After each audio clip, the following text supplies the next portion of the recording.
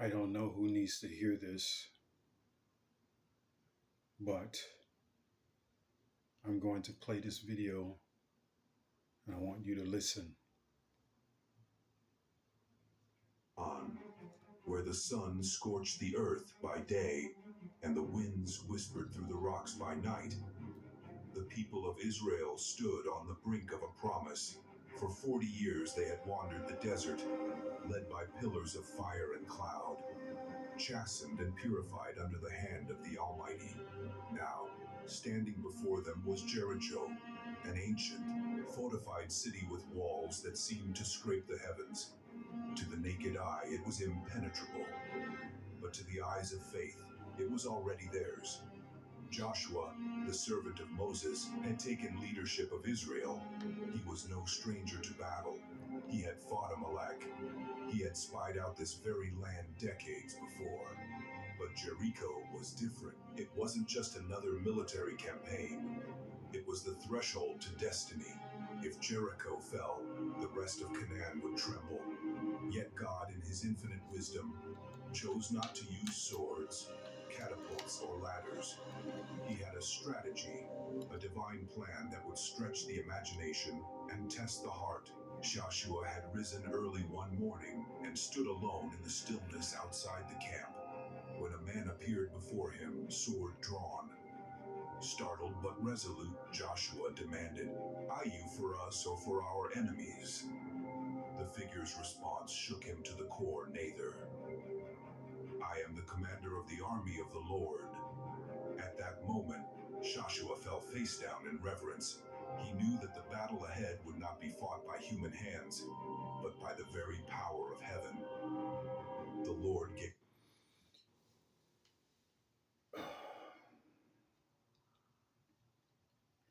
The reason why I played that video is because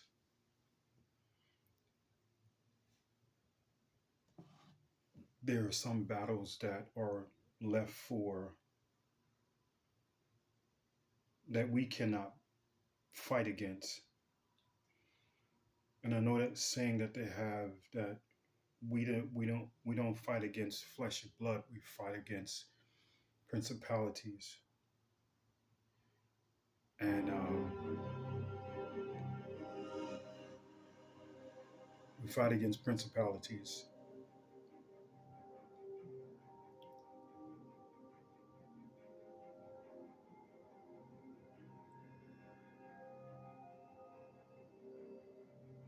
Well, there are some battles that we cannot fight because those battles go beyond us. Those battles are left up to the Holy Spirit.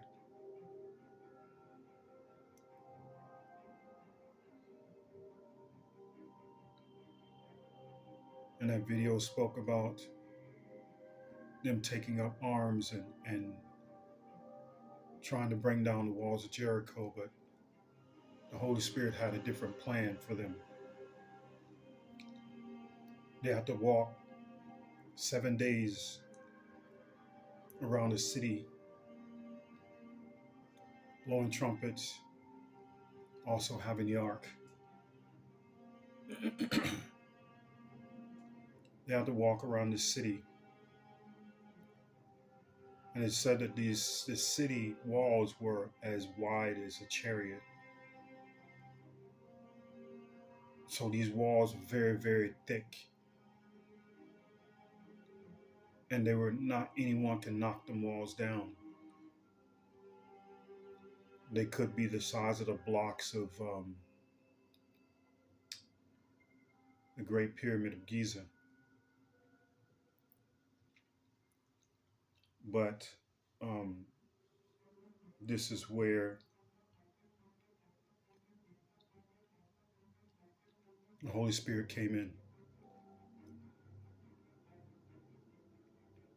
And when we're faced with towers and walls like that we cannot break down ourselves, it is not a battle for us, it's a battle for the Holy Spirit because the Holy Spirit is fighting for us, battling for us. We may not see it and we may not know it,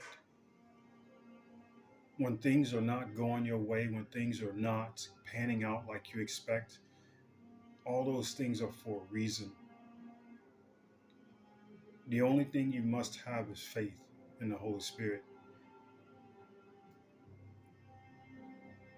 because the Holy Spirit will never give us too much or too little that we cannot handle. At one point, I thought I wasn't going to be able to handle when I was in Satan's kingdom, but I went in there humble.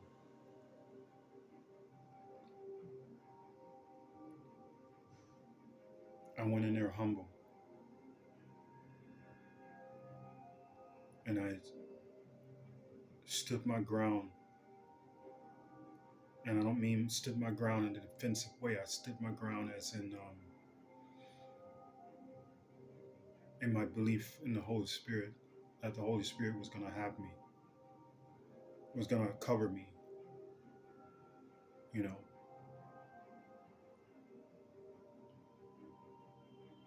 With a blanket.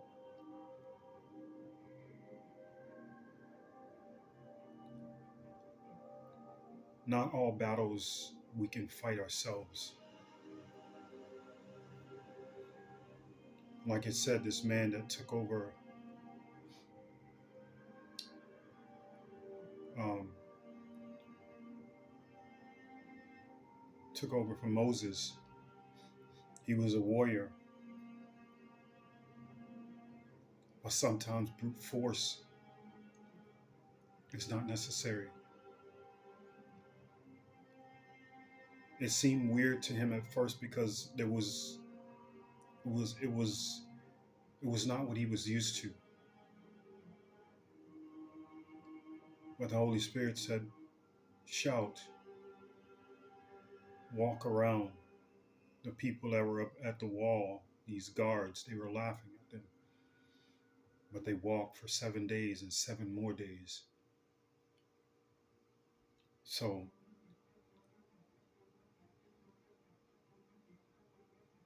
you have obstacles in your way.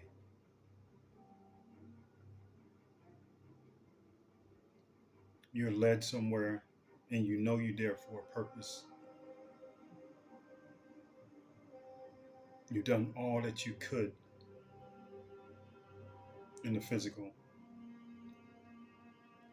But doors keep getting shut in your face, left and right, left and right, left and right. Every door gets shut in your face. When so many doors get shut in your face, you have to leave it up to faith and leave it up to the Holy Spirit. I've had many doors shut in my face, many. I mean, things that should be easily obtainable is not obtainable. So therefore, the Holy Spirit have to fight in your defense, my defense, behind the scenes. And you have to just leave it up to faith.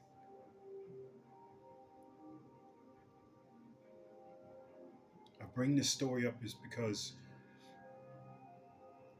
I had a dream this morning that I was in this place. It looked like a club. I had an oxygen tank with me. It was maybe about a 4-inch diameter, maybe 4.5-inch diameter tank. It was an oxygen tank. The tank was approximately, it was a yellow tank at that. The tank was probably approximately about, I would say,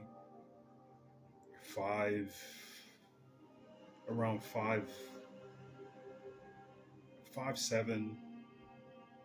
5'8", 5'9" tank, the height of it. But the width of it was probably like a 4.5, I'd say 4.5, 5-inch tank. And it was for oxygen. And I noticed that my tank was not with me anymore. And I'm in this place and it looks like a club. And all of a sudden I see my tank up on top of on top of the roof of a area, maybe look like a bar or something, but it was on top of this area, and I see my tank up there, and they have a smaller tank, and I'm like, what are they doing with my tank? Well, I mean, why is my tank up there? You know. So I go and I go to the guy at the bar, and I said, and then a guy cut me off, and the guy started to charge me up. He started to get real, testy, and started to push his weight around. So I reach in my pocket, and I told him, I said, "You don't want any trouble. You don't want what I would do to you. You don't want it." And what I had in my pocket was a flip out knife, but it was one of them really old ones, real thin ones. And I never pulled it out, but I came to this place before to ask for a job. I believe so. But the oxygen tank was for asthma. And I came to this place before to ask for a job. And I'm not sure exactly how much oxygen costs, but I'm quite sure it's extremely expensive. I mean, I'm gonna say the tank was about the size of the ones that they have in like the, what is it called? Dollar Tree that they be using to fill up the balloons and stuff. I'd say it was about that tall, but a little bit, maybe a little bit taller, but the same thickness, same wideness, everything. And it was on a wheel and on a dolly or whatever. But I said to the man, I was like, I said, "Do you know how much that's expensive? You know how much that costs?" He said, "Well, you need to, talk to the manager, call up to him, And there was a door like a few feet away, maybe like 5 feet away from the bar. And so I had went over, pressed the button to chime up to the man, and he said, "You might want to ask him about this point, asking about the job, because obviously the oxygen was very, very expensive. So whoever screwed up and took my oxygen bottle,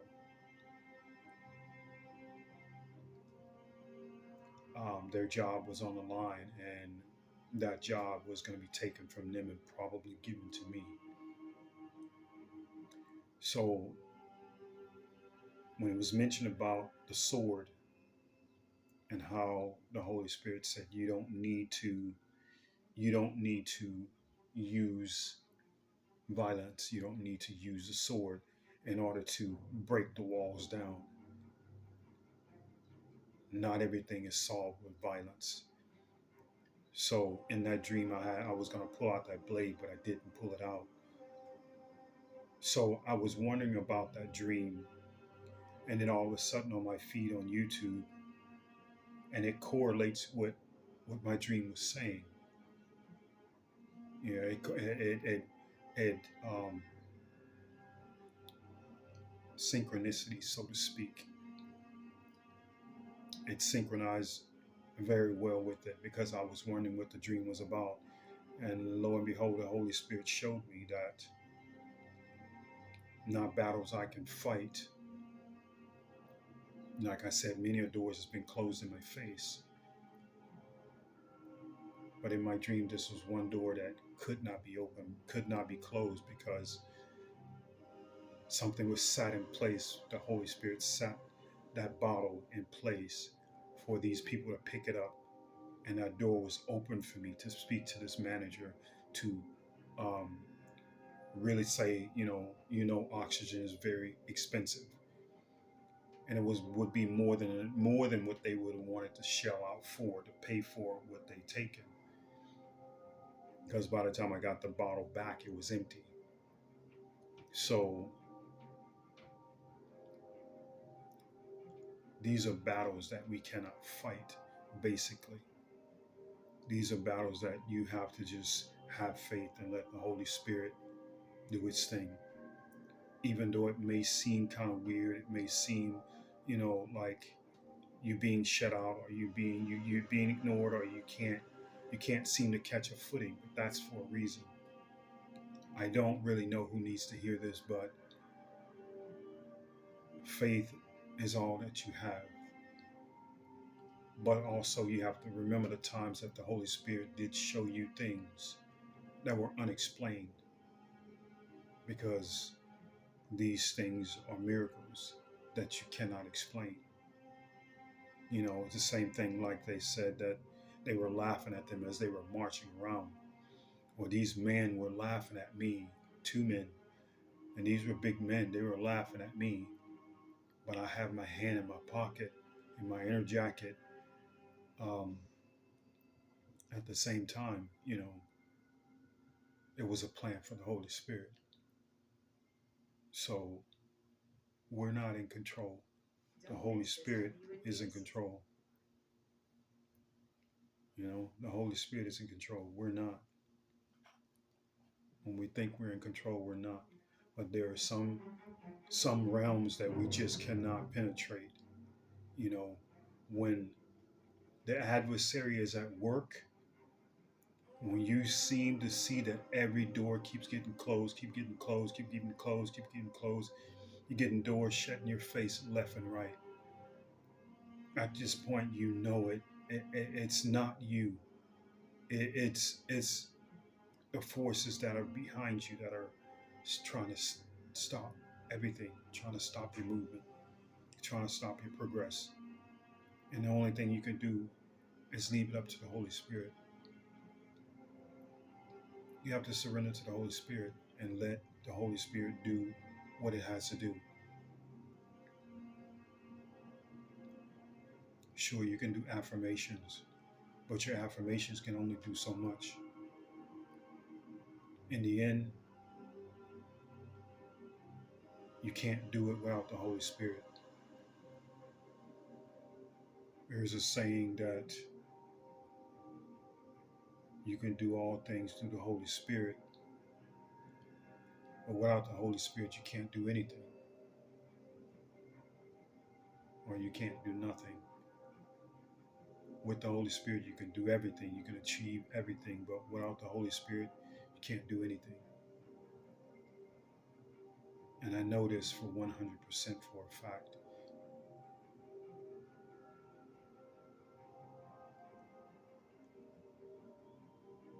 So I know it.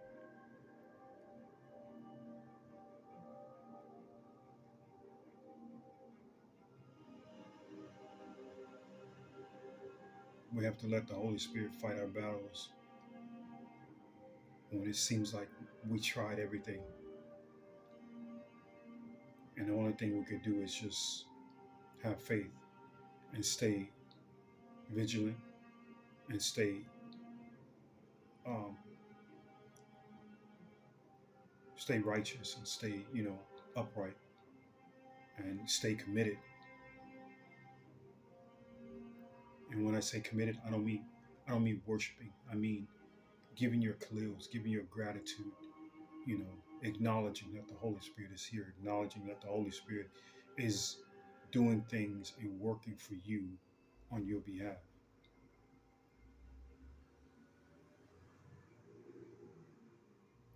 It's not easy. It's not easy letting things go and just leaving it up to the Holy Spirit. But when I see a chance that I can't seem to get anything done or anything right, and nothing seems to be working, I can't do anything but just throw my hands up and just say, hey, I tried. And there's nothing I can do. I write affirmations. I did this, I did that, and nothing seeming to work. Everyone's led to a place for a reason. Everyone's led somewhere for a purpose and a reason. And for me, with my book, and then living here with my best friend, being taken out of Sodom and Gomorrah, in Satan's kingdom, sexual tension is just all over this room, and the Holy Spirit took me out of it.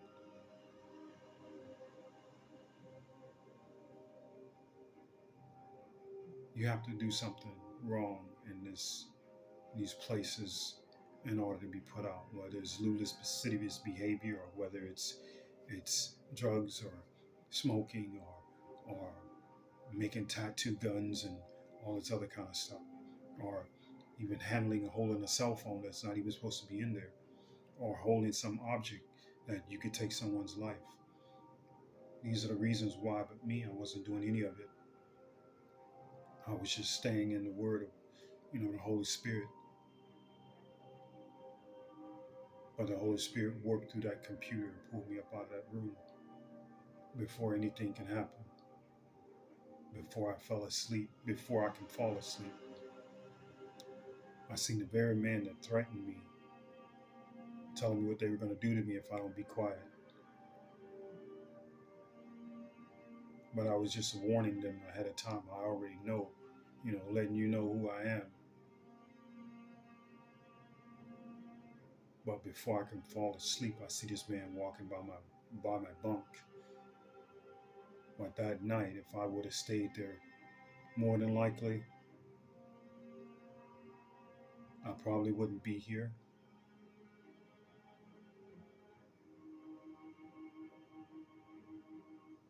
See, one or two things would have happened.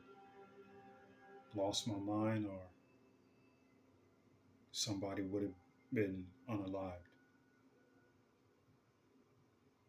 But the Holy Spirit took me out of that situation. It was a battle that I could not fight, not alone. And I seen everything that the Holy Spirit showed me when I was in Satan's kingdom. So there are some battles that you cannot fight.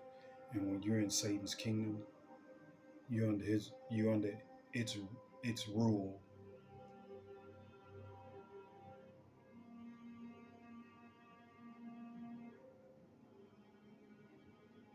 The lawyer that was sent to me wasn't a lawyer that I started out with. The Holy Spirit sent that lawyer. The DA that was sent to me, the other DAs wanted to hang me, but this other DA that they brung at the very last minute, and it's just ironic that this DA, after I got set free, started doing something else in law.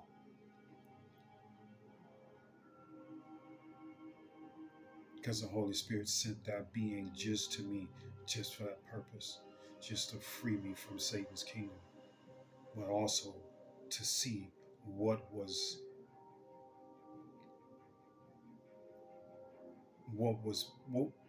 being, what the demonic realm was trying to do, so to speak. Because I was a sacrifice. So there's just some battles that we cannot fight. This DA saw, looking at my work and looking at all this other stuff, doctor's reports and stuff, he saw it right away and he was like, no, let that man go. So see, there are some battles that we cannot. The Holy Spirit was always sending me beings, whether they were demonic entities, but they were giving me information. Those that were sealed, the Holy Spirit sent them to me and I sealed them. So this is when the Holy Spirit was showing me things physically by me seeing it before I walked in as a man of faith. But then it became visual because the Holy Spirit started showing me. And just how demonic Satan's kingdom is, and how those spirits jump from one being to another, and you can see it. You can see it because the doors change hands constantly. It's always open, close, open, close, open, close. The doors are always open and closing, always. So at this point, you could see it. You can see it. If you're in a place long enough, you'll see what comes in and out. You'll see the demonic activity. You'll see the demonic steps. You'll notice rituals being done. blood sacrifices, you would see it. So therefore, at that point, I was at the helm of Satan. But I was not alone. The Holy Spirit was there with me.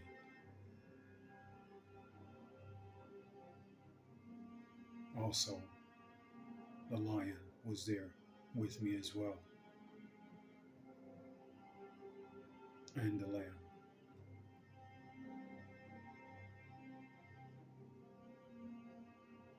And the Holy Spirit proved it to me that it was there. It showed me physically. But this has been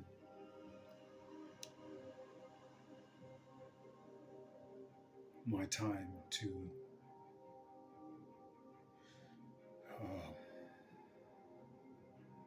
my appointed time, so to speak.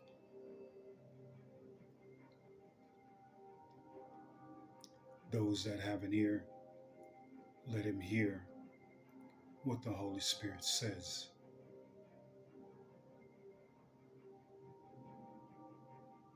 I would say, love each other like you love yourself. Forgive and let live and let go. For this is your salvation. For if you not do these things, you will not get into the new Jerusalem. This is the one